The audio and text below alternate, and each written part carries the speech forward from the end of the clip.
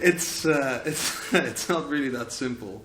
You can't necessarily say that one type of signature is more secure than the other, because that what makes an analog signature secure is exactly the opposite of what makes a digital signature so secure. Yeah, it's a funny thing, right? Actually, if you look at analog signatures, every single signature will be different, including like one person signing repeatedly will always produce a slightly different signature. And of course, a separate person trying to copy that will also produce a different signature. So signatures are never perfectly identical.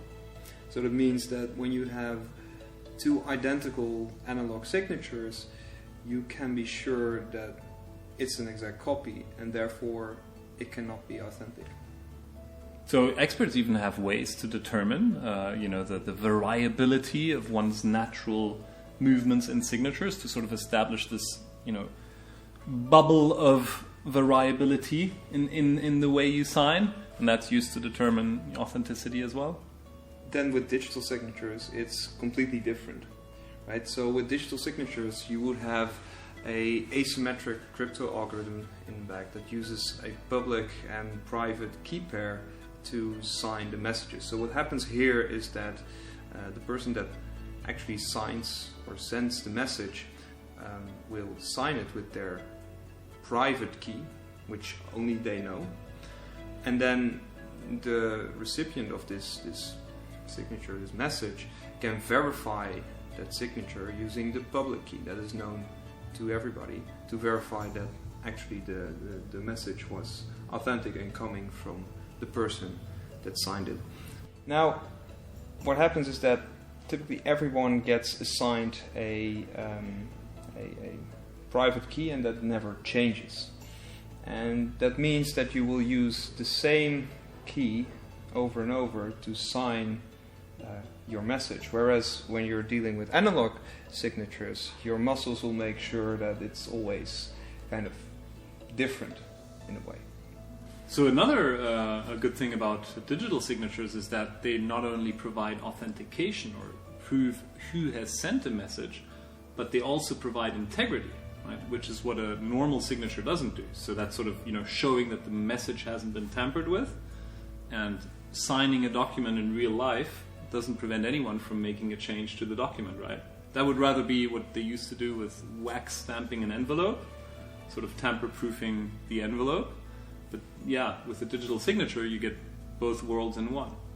So yeah, digital signatures are actually the cornerstone of digital identities and are in wide use today in pretty much every electronic transaction, and extremely useful. And that use will only rise in the coming years.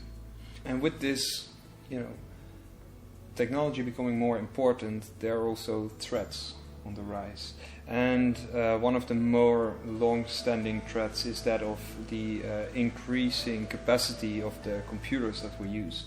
So if the computers become stronger, it becomes easier to get the private key from the public key, the message, the signed message, or whatever combination.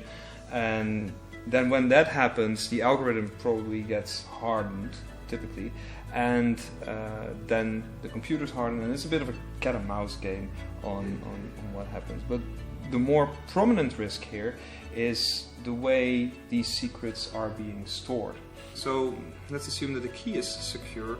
If you store it somewhere where it can be easily leaked, then that's of course a significant threat. And that's what happens in most of the larger scale attacks, that the secrets are just leaked due to, well, either a leaked database or people being involved and accidentally sending out their private key.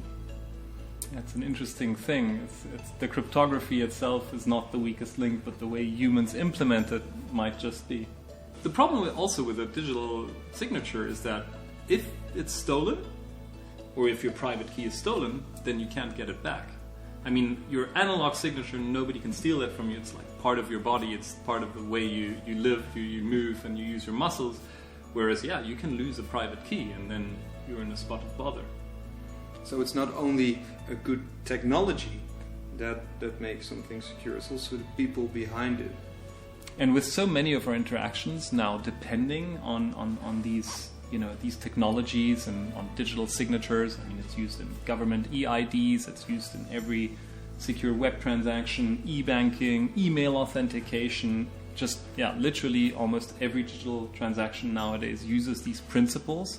And as we've explored, right, the core cryptography is strong, but that might get weaker, and then the way we implement it and people and processes and complex environments make it actually a big challenge, and it would just continue to become more challenging, which is why it's so important to think about how to keep digital signatures and digital identities safe.